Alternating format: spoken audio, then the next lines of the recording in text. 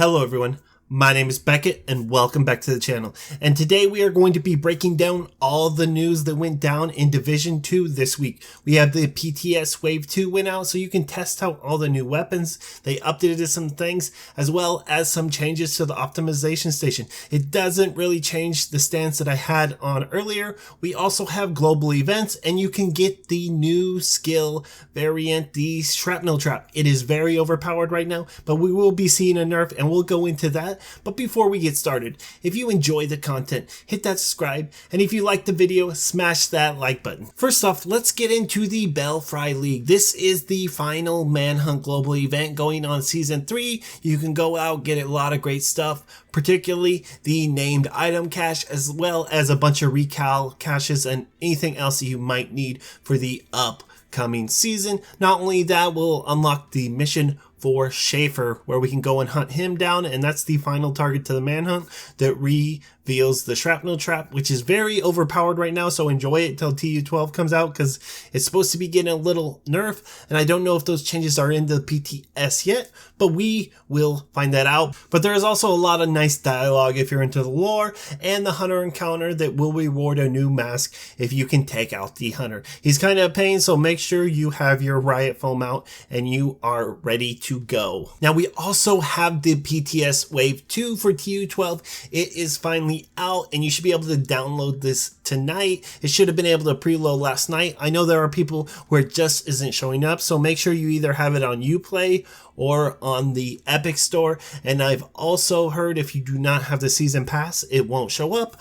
I can't confirm that, but I've had people tell me that, so I don't know if that was a past thing. But if you don't have it, that may be an issue why it's just not showing up for you. Other than that, I couldn't really find anything, and I hope you guys have good luck getting into the PTS. Now let's look at the changes. So we have some things going on with the optimization station. They just made it so you have materials drop for rogue encounters. Rogue agents drop a random stack of weapon or gear optimization materials. And the final rogue will drop a random stack of tactical assessment materials and a stack of each gear and weapon optimization materials. That is nice, but we're not running into rogues all the time unless you're running in the summit all the time, or if you just want to non-stop do checkpoints.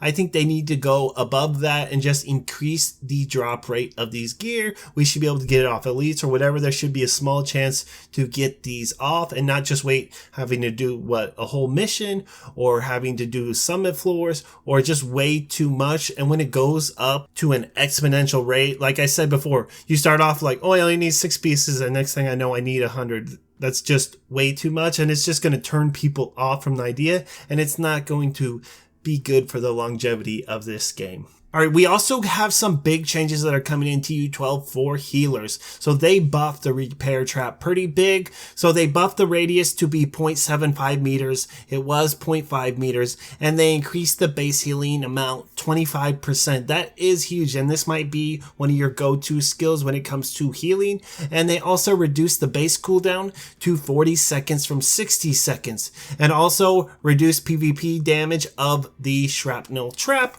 which is, that kind of sucks, but it was a little overpowered, and I seen people crying like, oh, you can't nerf it, there's nothing for skill users. There's plenty of things for skill users to use, but the meta is SMG, and you just have to deal with it. You just can't cry like, oh, I want to play the way I want in a competitive scenario. It just doesn't work. Now we're also going to be seeing some new changes to the new weapons and the new exotic weapons that are coming in TU12. First, the PDR got a buff damage overall just to make it in line with like the 6.7.16. And this just applies to all the all the PDR variants. That means the test subject, which is a named PDR, and the capacitor, which is the new exotic. They also increased the magazine size for the capacitor from 41. It was 30 and adjust it to 40 stacks. Instead of having to get 50 stacks like it would be on the striker set, you only have to get 40, and it's a 1.5% skill damage down from 1%. So ideally you could get up to about 60 skill damage,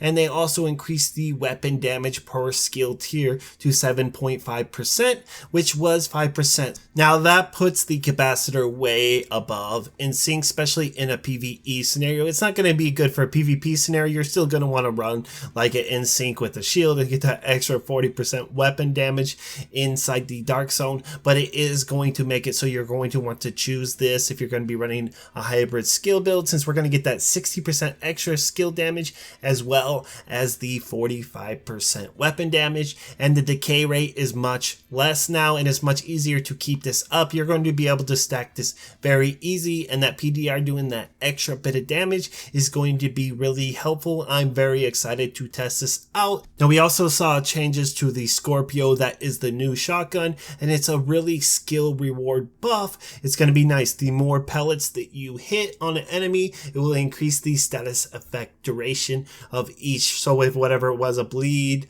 whatever it may be, but there was also a nerf to PvP because it was just way too strong. You were like one-shotting someone, bleed, and they couldn't move, and it was insta killing them. So now it will take an extra shot. So let's say bleed, I think bleed was on what, like 2, so you would have to do 3, and for the next one it would be 5, 7, and I believe 9 is the very last one, just to balance it out. It's still going to be predominant and very dangerous in the dark zone, but it's not going to be that one-shot kill. And finally, the Bighorn is going to be worth grinding out. I didn't even grind it out because I just looked at it and I'm like, I'm never going to use this, but now it's looking very nice. So originally they just increased the magazine size, and that was just a very bad buff. That wasn't going to change anything, and we all knew that, but they also buffed the talent Big Game Hunter. So when you're scoped in, you deal that 450% weapon damage with each shot, and now headshots grant plus 2% headshot damage, stacking up to 50 times. Once at full stacks, the 10 stacks will decay every 4 seconds, but you can keep these stacks up if you keep hitting those headshots consistently. And it will go down a little bit, but generally you'll be able to keep that up most of the time if you are an accurate shot. Always good to see exotics like this and the Scorpio that rewards skill and rewards shot, and it just takes that step above for the person who puts in that dedication for that build or for their accuracy, whatever it may be inside the game. Now that's all I have for news this week, but if you're looking for more Division 2 content, go ahead and check out my channel. I got build, news, tutorials, whatever you're looking for, from new players to old and everything in between. Go ahead and check it out, and thank you for watching.